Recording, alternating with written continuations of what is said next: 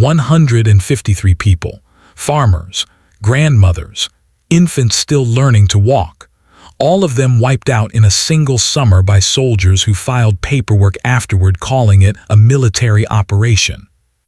No weapons were found in that village, no partisans hiding in basements, no ambushes planned from those cobblestone streets, just ordinary Greeks living ordinary lives until the morning death came down from the mountain roads in German trucks. This is the story of Mousiotitsa, and it is one of the most devastating, most deliberately buried chapters of World War II. If history like this deserves to be heard, stories that textbooks skip and governments buried, subscribe to timelines of war right now. Hit that bell, because we don't sanitize the past, we drag it into the light. April 1941. The Wehrmacht rolls into Greece under Operation Marita. Within weeks, the country is on its knees, carved up between German, Italian, and Bulgarian occupiers like a conquered prize divided among thieves. What follows isn't just military occupation, it's organized suffocation. Food vanishes from markets as German forces seize grain, livestock, and supplies to feed their war machine. Curfews lock civilians inside after dark. Collaboration becomes a survival calculation that every Greek family is forced to make quietly, behind closed doors, ashamed either way. But Greece doesn't go quietly. Resistance fighters disappear into the mountains, rugged, nearly impassable terrain that foreign armies had no instinct for navigating. They strike hard, vanish fast, and return to valleys and ridgelines that only locals know. They keep something alive that occupation is designed to kill: defiance. Germany tightens its grip. By the summer of 1943, the war's tide is shifting. Italy collapses under Allied pressure. Mussolini's government crumbles, and the territories Italy had administered in Greece fall entirely under German control. The Wehrmacht, already stretched thin across multiple collapsing fronts, responds to this pressure the only way it knows how, with escalating violence. Every civilian becomes a suspect, every village a potential enemy stronghold. The logic is brutal and simple. If you cannot destroy the resistance, destroy everything that keeps it alive: its food, its shelter, its families. In northwestern Greece, in the rugged Epirus region, a nationalist resistance group called EDES, the National Republican Greek League, is making the Germans bleed. Led by Napoleon Zervas, a battle-hardened Greek army veteran, these fighters launch ambushes on mountain roads where Wehrmacht trucks can't maneuver and reinforcements can't arrive in time. They blow bridges. They disappear into the highland forests. They turn every supply route into a potential funeral. And the villages feed them, shelter them, warn them when German patrols are moving. To the resistance, those civilians are the backbone of the entire struggle. To the Wehrmacht, they are combatants without uniforms, and they will be treated accordingly. The 1st Mountain Division. The unit selected to crush the Epirus resistance is the 1st Mountain Division, the Edelweiss Division, named after the white alpine flower worn proudly on their caps. These were supposed to be Germany's elite. Bavarian and Austrian mountain troops trained to fight in blizzards, scale cliffs, survive at altitude where ordinary soldiers couldn't function. Disciplined, precise, professional. By 1943, that white flower meant something else entirely. They'd marched through Poland, France, Yugoslavia, and deep into the Soviet Union during Operation Barbarossa. On the Eastern Front, they'd burned villages suspected of sheltering Soviet partisans. They'd executed prisoners without evidence, without trials, without hesitation. Years of warfare had stripped away any distinction they once made between combatants and civilians. When the Edelweiss Division arrived in Greece in June 1943, their orders required no interpretation. Collective punishment was not just permitted, it was policy. If a German soldier died, the nearest village could be held accountable. If a convoy was ambushed, civilians in the region were legitimate targets. Command had made the arithmetic explicit. German lives were worth more. Greek lives could be spent freely. The trigger. July 18, 1943. 9 German soldiers are killed in a partisan ambush near the village of Kapsovo. It is a clean tactical victory for EDES. A convoy destroyed, weapons captured, no Greek losses. Colonel Joseph Salminger, commander of the 98th Regiment, wants retaliation. But hunting the fighters responsible means tracking experienced guerrillas through terrain they know intimately, and he doesn't. It's dangerous. It's uncertain. The partisans could be anywhere. Civilians cannot hide as easily. Salminger selects Mousiotitsa, a quiet farming village of roughly 800 people nestled in the Epirus Mountains, located near where the ambush occurred. Intelligence suggests locals may have provided information to partisans. No specific evidence. No confirmed contact. Suspicion is sufficient. Major General Walter Stettner von Grabenhofen, the division commander, approves the operation without delay. The decision to murder an entire village takes less time than a staff meeting. July 25 th, 1943, the first massacre. The day before the assault, a German reconnaissance aircraft circles low over Mousiotitsa and drops leaflets. The message, written in Greek, says, "Do not leave the village." Some villagers read it as reassurance. Stay calm, stay home, you'll be protected. Others sense something wrong but have nowhere to run, elderly parents who can't climb mountains, homes built over generations, everything they own contained in those stone walls. The leaflet isn't a warning. It is a trap designed to ensure no one escapes what's coming. Dawn, July 25th. 4 columns of soldiers from the 98th Regiment converge on Mousiotitsa before the sun fully rises.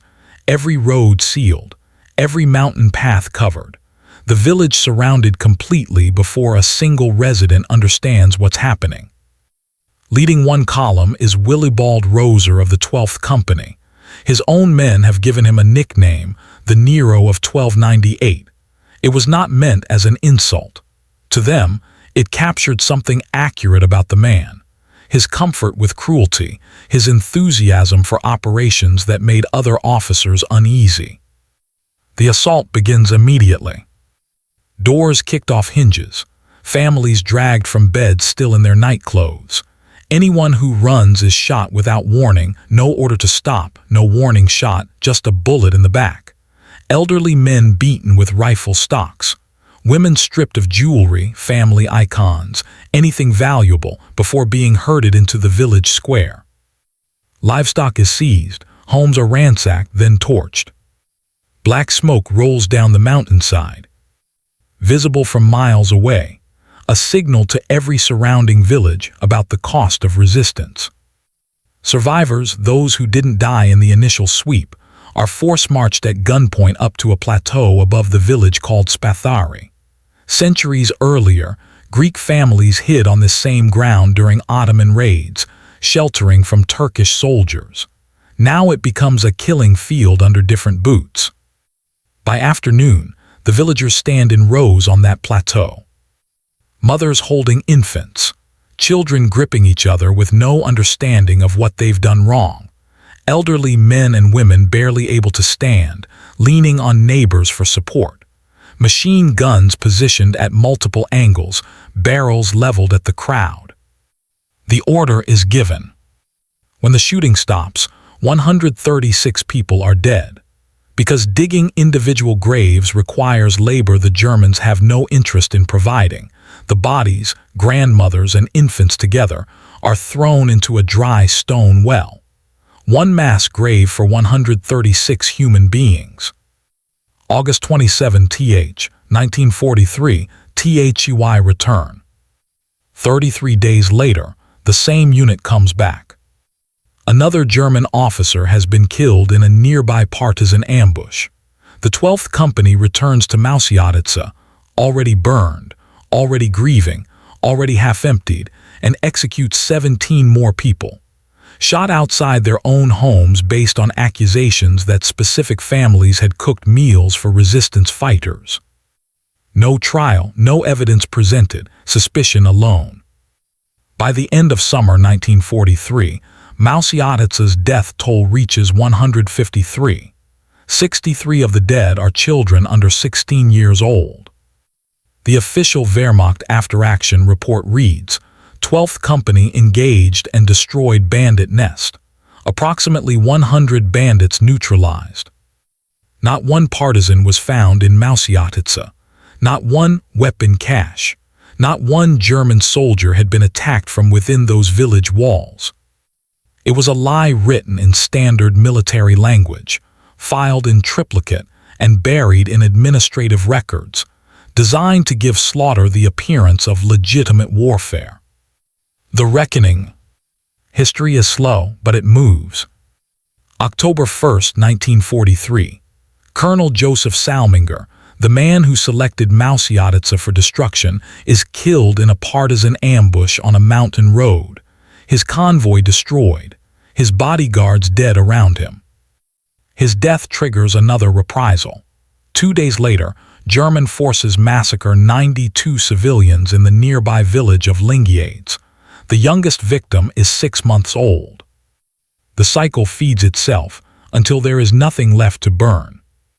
Major General Walter Stettner von Grabenhofen commands his division until October 1944, when the Soviet Beograd offensive sweeps through the Balkans and cuts his unit off. He vanishes into the chaos. Accounts suggest Yugoslav partisans captured and executed him. His body was never recovered. No grave, no marker, no record of a final moment. Willibald Roser, the Nero of 1298, the man who showed enthusiasm where others showed reluctance, survives until November 1944, when an Allied air raid kills him in Freiburg, Germany. The man who rained death on people who couldn't fight back dies from bombs dropped by aircraft he never saw coming. There is a certain brutal symmetry in that. May 8, 1945. Germany surrenders. The 1st Mountain Division lays down its weapons in Austria, officers attempting to frame themselves as soldiers who fought insurgents rather than men who threw infants into dry wells. In the post-war trials and extraditions that followed, over 190 members of the 1st Mountain Division faced prosecution through Nuremberg proceedings, Yugoslav war crimes tribunals, and Greek military courts. Dozens were executed by firing squad or hanging. Others received lengthy prison sentences. Some escaped justice entirely, sheltered by Cold War politics that valued West Germany as an ally more than it valued accountability for Greek children. Mousiotitsa today. The well where 136 bodies were thrown has been sealed and marked with stone. The plateau of Spathari, where machine guns once faced rows of terrified families, now holds crosses and flowers placed by descendants who were never given the chance to know the people buried there. Every July 25th and every August 27th, survivors and their children and their grandchildren gather at those markers. They light candles. They speak the names of the dead aloud, one by one, because spoken names resist erasure in a way that stone alone cannot. 153 names. 63 of them belonging to children. This is what collective punishment looks like when you strip away the military language. This is what happens when soldiers are given authorization to make arithmetic out of human lives. And this is why we tell these stories, not to reopen wounds that never fully closed, but because forgetting is the one thing that would make it all meaningless. If this story hit you the way it hit me when I first researched it, subscribe to Timelines of War right now. We cover the battle's history glosses over, the massacres buried in administrative reports, the villages that disappeared from maps, the moments that reveal what war actually is beneath the medals and the monuments. Share this video. Say the name Mousiotitsa, because 153 people were murdered in part because the world wasn't watching. We're watching now.